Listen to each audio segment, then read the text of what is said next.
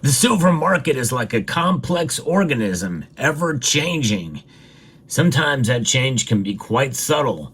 Other times it can be very dramatic. And that dramatic change could reveal something new about the silver market. And I'm going to share that in this video as we explore.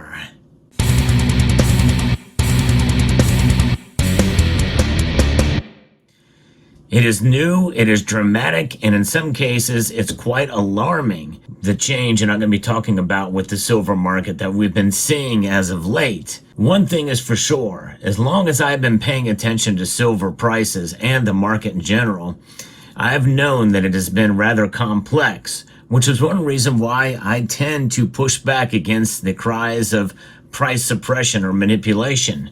But in reality, as I have covered on this channel, there is price manipulation. But that manipulation moves mainly for selfish reasons. However, there are other aspects of manipulation and suppression that could occur kind of in lockstep based off of the size and complexity of the market.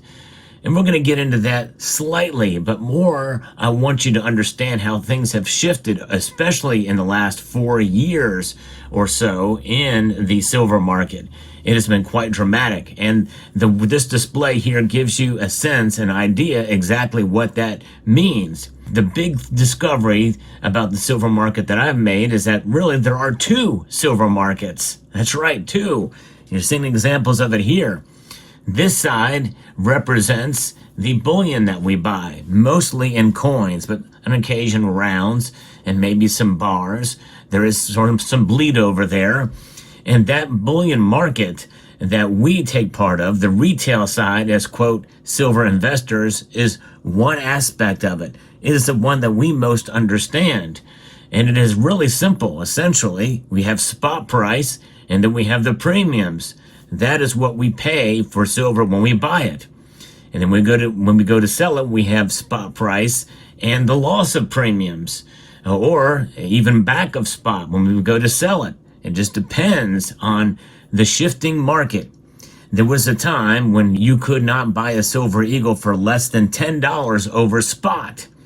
Those days are long gone, but they're creeping back up again a little bit. Premiums are coming back for some of the silver products, but that was during the silver squeeze movement.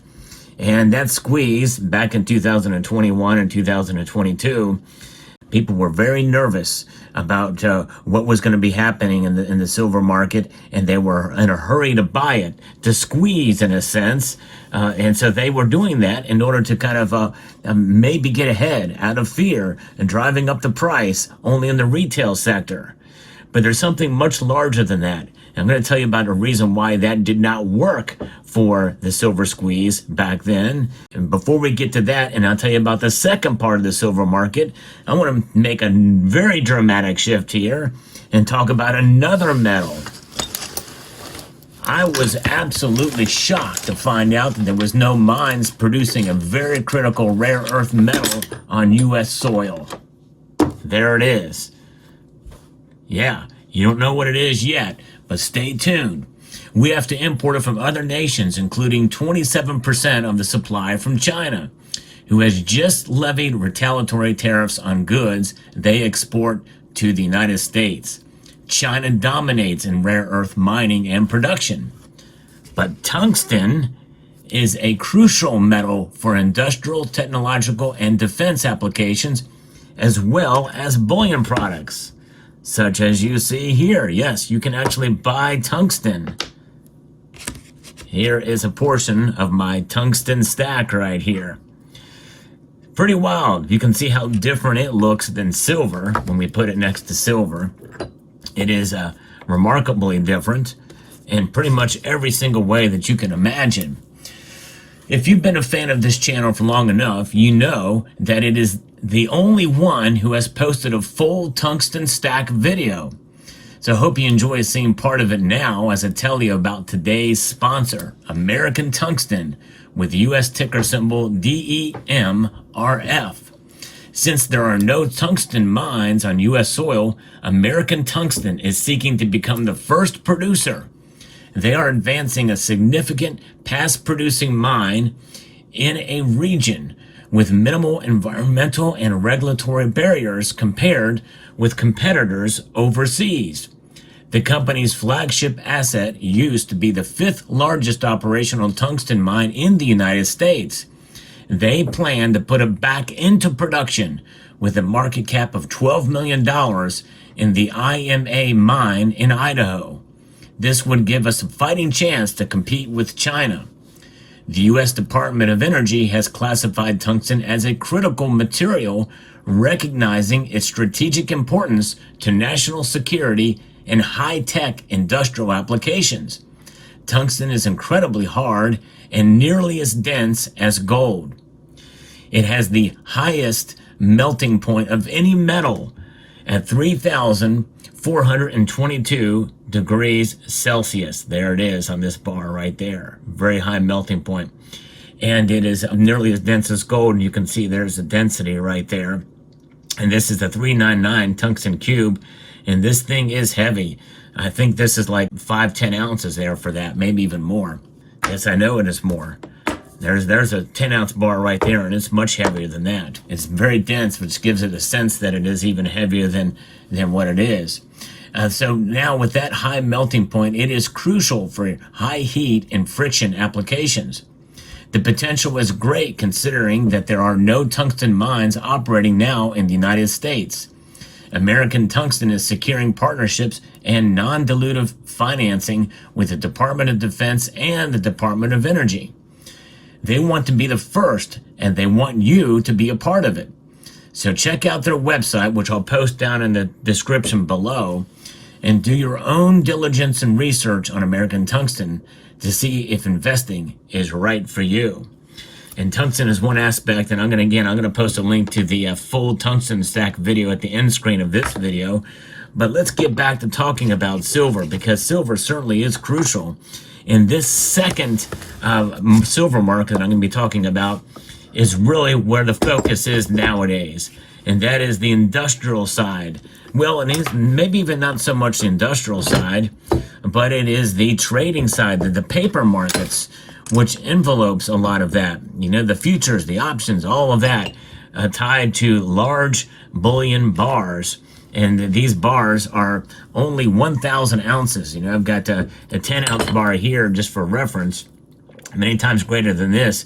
And these 1,000-ounce bars, which actually can weigh anywhere between 950 ounces to 1,050 ounces, they actually range a little bit there, but they are indeed good delivery bars, and those are being bought up by some of the big bullion banks right now. That market is shifting dramatically, and understanding the two different sides of the silver market, which means there's two silver markets, gave me a much better understanding about price of silver and how it fluctuates and why it's not catching up with gold.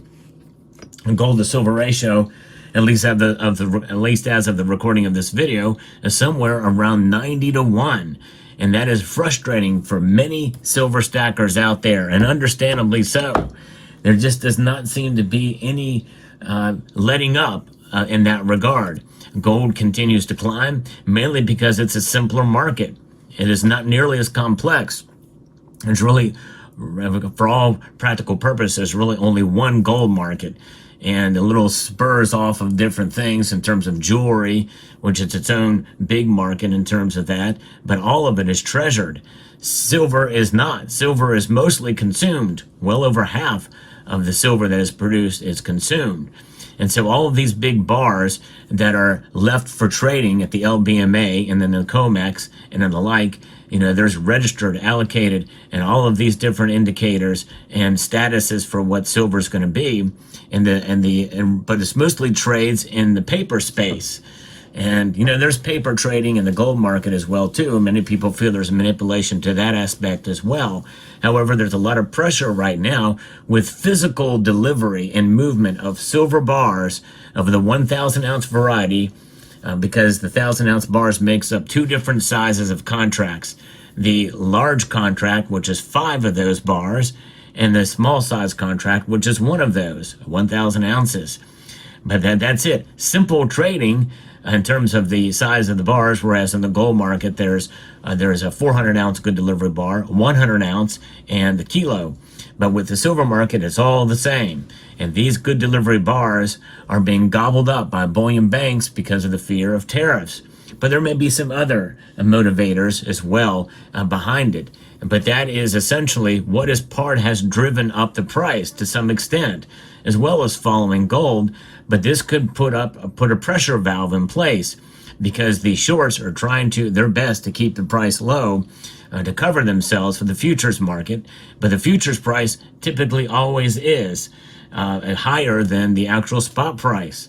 And so many bullion dealers use the futures price. And when you understand that there's two different silver markets out there, then it gives you and it really is a revelation as to what's going on, and understanding how the markets work, the markets plural, being the retail market, which is things like silver eagles and the like, and the bullion market, very, very different. Or the big bullion market from the bullion banks and the paper markets that drive it. And so that is shifting and changing now to the point now where premiums are falling on these, and people are selling a lot of the silver. Much of this silver is being melted down into the wholesale market, which trades back to the industrial. The industrial side is hungry for silver. There is a shortage of silver in industry right now. No shortage in bullion that we stack. There's plenty of it around, but there's not nearly enough of silver for the industrial side, and that is in part reflecting in the price. But it's going to take time. It's going to take some time in order for the price to really, truly, I think, be discovered by the actual markets and how that's going to play out in terms of the spot price. And the spot price is up and elevated from where it was 4 years ago. But still, many people feel it should be much higher than where it is now because of everything that's going on. But again, the complexities of the two different markets really are at play here. And so we have to keep that in mind. So there you go. So I hope you found this video informative, insightful, and educational. I would like to extend a multitude of gratitude to each and every one of you for taking the time to watch, and to encourage you to please rate, share, comment, and subscribe.